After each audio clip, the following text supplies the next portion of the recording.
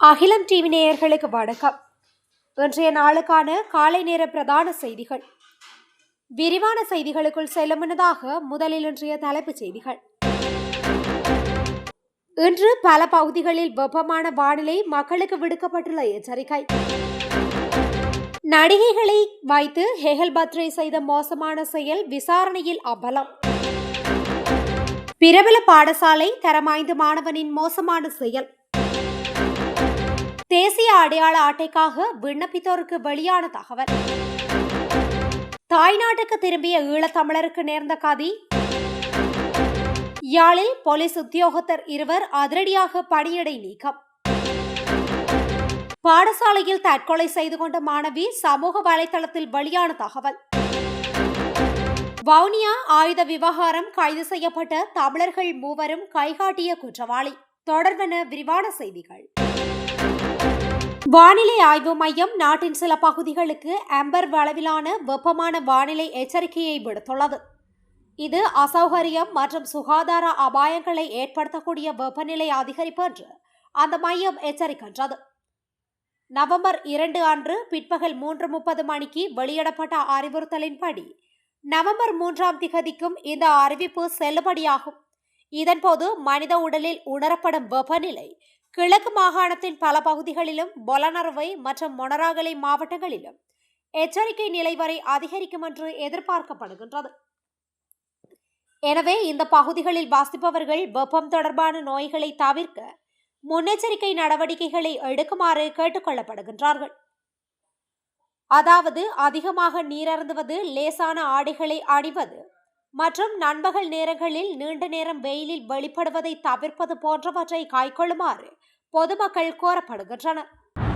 குற்றச்செயல் கும்பலின் தலைவன் மன்தினு பத்மஸ்ரீ எனப்படும் ஹெகல் பத்ரே பத்மே கருப்பு பணத்தை வெள்ளையாக்க பிரபல நடிகைகளை பயன்படுத்தியமை குறித்து குற்றப்புலனாய்வு திணைக்களம் விசாரணைகளை ஆரம்பித்துள்ளது.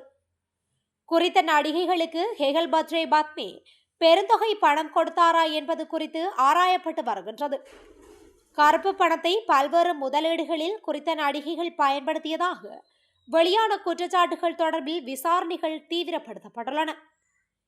மேலும் துபாயில் ஹெகல் பத்ரே பத்மேவுடன் புகைப்படம் எடுத்த பியூமி ஹன்சமாலி மற்றும் ஸ்ரீமாலி பொன்சேகா உட்பட 6 பிரபல நடிகைகளில் 5 பேரிடம் வாக்குமூலம் பதிவு செய்யப்பட்டுள்ளது. இது தொடர்பாக வாக்குமூலம் அளிக்க குற்றப்புலனாய்வு திணைக்களத்திற்கு வந்த நடிகை ஸ்ரீமாலி பொன்சேகா தான் ஹெகல் பத்ரே பத்மே என்பதை அறியாமல் புகைப்படம் எடுத்ததாக குறிப்பிடப்பட்டிருந்தமை குறிப்பிடத்தக்கது. அண்மையில் இந்தோனேசியாவில் பதுங்கியிருந்த நிலையில் ஹெகல் பத்ரே பத்மே தலைமையிலான குற்ற கும்பல் கைது செய்யப்பட்டு நாட்டுக்கு அழைத்து வரப்பட்டனர். அவர்களிடம் மேற்கொள்ளப்பட்டு வரும் விசாரணைகளில் பல்வேறு தகவல்கள் வெளியாகி வருகின்றன. ஒரு பிரபல பாடசாலையில் தரம் 5 கல்வி கற்கும் மாணவன் தனது புத்தக பையில் போதைப் பொருளை எடுத்து செல்வதாக ஜனாதிபதி அனுரகுமார திசாநாயக்க தெரிவித்துள்ளார். பேலியகொடையில் உள்ள வித்யலங்கார மகா பிரிமினாவில் நடைபெற்ற விழாவில் நேற்று கலந்து கொண்ட போதே அவர் இவ்வாறு குறிப்பிட்டுள்ளார். அவர் மேலும் கூறுகையில், தரம் 5 மாணவன் பைக்குள் போதைப் பொருளை எடுத்து செல்வதை சக மாணவர்கள் அவதானித்து அது தொடர்பில் வெளியே கூறியுள்ளனர். இதனை அடுத்து குழந்தையின் பையில் போதைப்பொருள் இருப்பது கண்டுபிடிக்கப்பட்டது.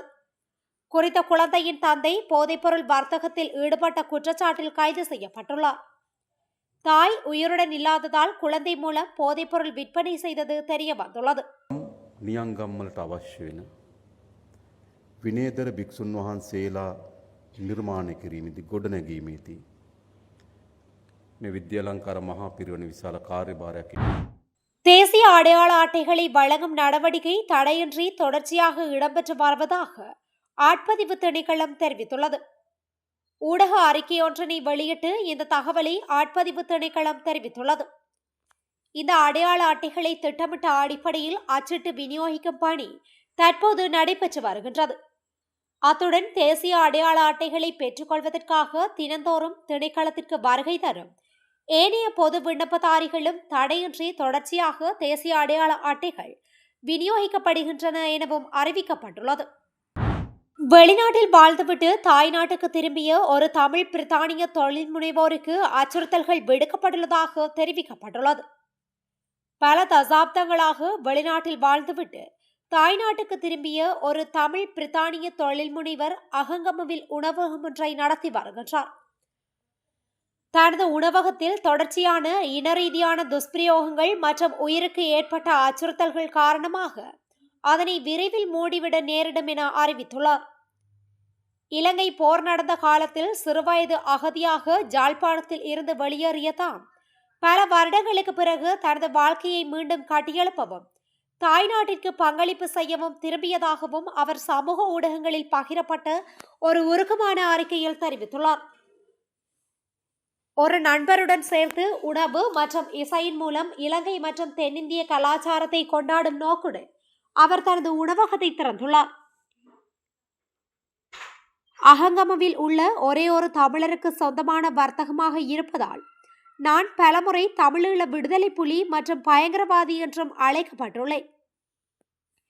தீபாவளியின் போது தமிழிசையை இசைக்க வேண்டாம் என்றும் யாழ்ப்பாணத்திற்கே திரும்பி செல்லுங்கள் என்றும் தனக்கு கூறப்பட்டதாகவும் அவர் மேலும் குறிப்பிட்டுள்ளார். யாழ்ப்பாணம் சுன்னாகம் போலீஸ் நிலைய போலீஸ் உத்தியோகத்தர்கள் இருவர் நேற்றைய தினம் பணியிடை நீக்கம் செய்யப்பட்டுள்ளனர்.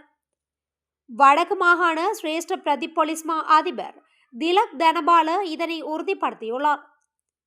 இதுகுறித்து மேலும் தெரிய வருகையில் கடந்த சில தினங்களுக்கு முன்னர் 4 ஹெரோயினுடன் சுன்னாகம் போலீசாரால் கைது செய்யப்பட்டனர். இவ்வாறு கைது செய்யப்பட்ட 4 மல்லாகம் நீதிமன்றத்தில் முற்படுத்தப்பட்டனர். பின்னர் பிரதான சந்தேக நபரை தடுப்பு காவலில் வைத்து விசாரணை செய்ய போலீசார் அனுமதி கோரிய நிலையில் மன்றம் அதற்கு அனுமதி வழங்கியுள்ளது. தடுப்பு காவல் விசாரணையின் பின்னர் குறித்த சந்தேக நபரை நேற்றைய தினம் மல்லாகம் நீதிமன்றத்திற்கு அழைத்து சென்ற வேளை சந்தேக நபர் தப்பி சென்றதாக தெரிவிக்கப்படுகின்றது. இந்நிலையில் அந்த சம்பவத்தின் போது கடமையில் இருந்த 2 போலீஸ் உத்தியோகத்தர்களும் இன்றைய தினம் பணியிடை நீக்கம் செய்யப்பட்டமை குறிப்பிடத்தக்கது. இந்தியாவில் ஜெய்ப்பூரில் உள்ள பிரபல பாடசாலையில் கல்வி கற்று வந்த 9 வயது மாணவி பாடசாலையின் 4வது மாடிக்கு சென்று தற்கொலை செய்து கொண்ட வீடியோ சமூக வலைதளத்தில் வெளியாகி அதிர்ச்சியை ஏற்படுத்தியுள்ளது. இந்த விடயம் தொடர்பில் மேலும் தெரிய வருகையில் மாணவி கடந்த வெள்ளிக்கிழமை மாலை பாடசாலையின் 4வது மாடியிலிருந்து கீழே குதித்து தற்கொலை செய்து கொண்டார். போலீசார் விசாரணையில் ஆசிரியர்கள் தொடர்ந்து துன்புறுத்தியதால் சிறுமி தற்கொலை செய்து கொண்டதாக கூறப்படுகின்றது. மாணவி தற்கொலை செய்து கொண்டது குறித்த தகவலை பாடசாலை நிர்வாகம் மறைத்ததாகவும் குற்றச்சாட்டு எழுந்துள்ளது. குறித்த மாணவி பாடசாலையின் 4வது மாடிக்கு சென்று அங்கிருந்து கீழே குதித்த வீடியோ சமூக வலைதளத்தில் வெளியாகி அதிர்ச்சியை ஏற்படுத்தி வருகின்றது.